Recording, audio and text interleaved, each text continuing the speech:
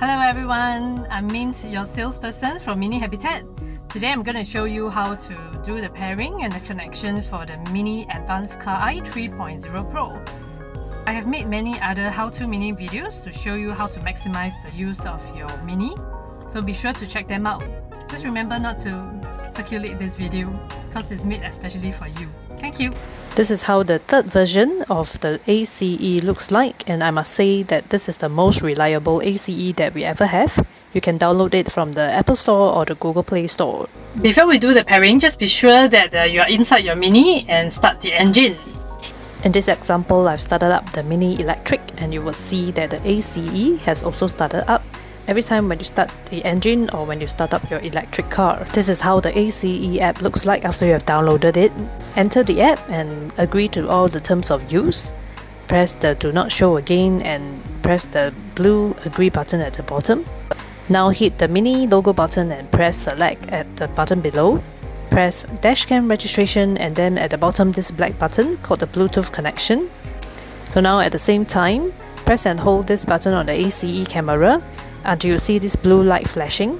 So right now these two devices, which means your phone as well as the ACE camera, is searching for each other, and now it is preparing the registration and connection.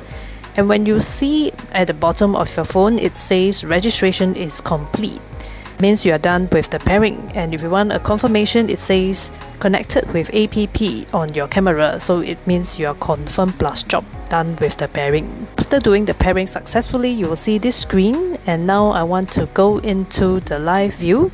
At this moment, your phone is telling you that you are switching into the inbuilt Wi-Fi network so that you are able to use the feature as well as to look at the recordings you have made. Agree to join this inbuilt Wi-Fi network. And now you can see all the recording that is made. You notice that all this is a 1-minute block. Choose the recording you want, and then you can press this button to do a download. So when you do a download, you are doing the download into your app. At the same time, you can also take out the SD card and do the primitive way of plugging into your PC.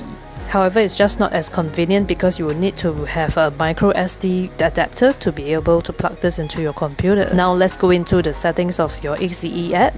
Do make sure that your driving mode is always continuous recording, and your sensitivity is better to put in the middle, but of course during the course of your ownership, if you find that it's too sensitive, you can then lower it down. Over here you will also have the settings for parking mode. So do make sure that it's radar and G sensor. It means that it will wake up and record when there is an impact or when there is movement in front or behind your car. There are many settings that you can play around, and for this video I will also show you the volume settings. There are a few things that you can do here. You can have the beep sound, you can have the voice guidance, the video, how loud you want it to be. You can even change the sound to a different gender if During this pairing actually just makes it easier for you to do any download next time if you need to. But if you want to do a live view, or if you want to look at your recordings using the camera itself, you can also go into the same settings onto your camera itself without going through your phone. When you're at the live view, you can tap a few times to look at the front and the rear as well as the front and rear. Sometimes when you want to quickly on or off the interior audio recording, you can press this button. One day, if you want to go into a restricted zone, you can power off the ACE 3.0 Pro by pressing on this button at the top. This is the power button. Press and hold it and it will go off even though your engine is still running. To take out your camera or disconnect it, there are two buttons at the side. You can just press and you can take out the camera totally.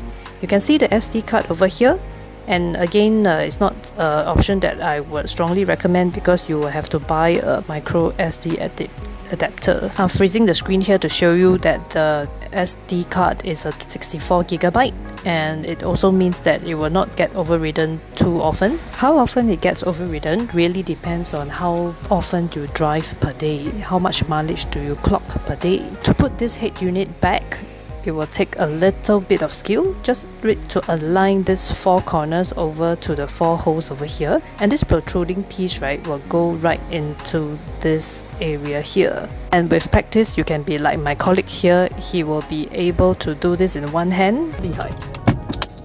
You know you have successfully reconnected the ACE 3.0 when it lights up by itself and start up as how it usually would. I would recommend that you go into your app from time to time just to make sure that it is recording the way it should. I'll be happy to help if you have any other questions about the ACE 3.0 Pro. Now just enjoy your Mini. Take care. Thank you for watching. Bye bye.